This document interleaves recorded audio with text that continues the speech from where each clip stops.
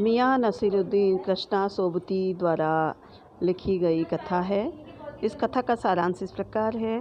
कृष्णा सोबती द्वारा रचित मियां नसीरुद्दीन एक शब्द चित्र है जिसमें लेखिका ने एक खानदानी नानबाई मियां नसीरुद्दीन के व्यक्तित्व के विभिन्न पक्षों को उजागर किया है। एक बार लेखिका दोपहर के समय जामा मस्जिद की तरफ मटिया महल के गड़ैया मोहल्ले की ओर एक दुकान पर जाती है। पूछने पर उन्हें पता चलता है कि यह खानदानी नानबाई मियां नसीरुद्दीन की दुकान है जो 56 प्रकार की रोटियां बनाने के लिए प्रसिद्ध है। वह दुकान के अंदर जाकर देखती है कि मियां नसीरुद्दीन चारपाई पर बैठे बीड़ी पी रहे हैं और अच्छी उम्र के पक्के कारीगर दिखाई दे रहे हैं। वे कहती हैं कि यदि आपके पास समय हो तो कुछ सवाल पूछें।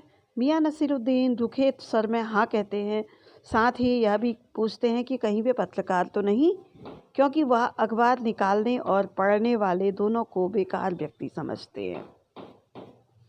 लेखिका उनसे पूछती है कि उन्होंने यह रोटियां पकाने की शिक्षा कहाँ से प्राप्त की।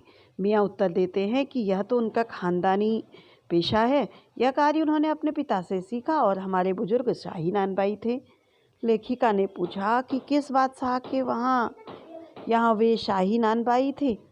मियाँ बता नहीं पाते और जब लेखिका बहादुर शाह जफ़र का नाम लेती है तो वह खींच कर कहते हैं कि उन्हीं का नाम लिख लीजिए, कौन सा हमने उनके नाम चिट्ठी भेजना है।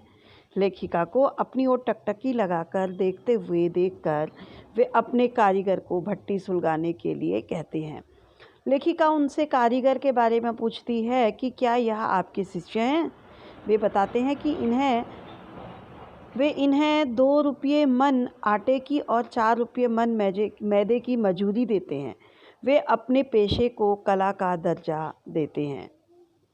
मियां नसीरुद्दीन अपनी भट्टी पर बाकरखानी, खमीरी, गाव, दीदा, गाजेबान, बेसनी, खमीरी, रुमाली, तुन की रोटियां बनाते हैं।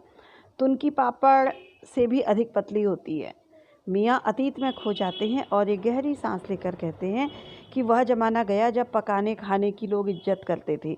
अब तो तंदूर से निकाली, खाई और बस सब समाप्त।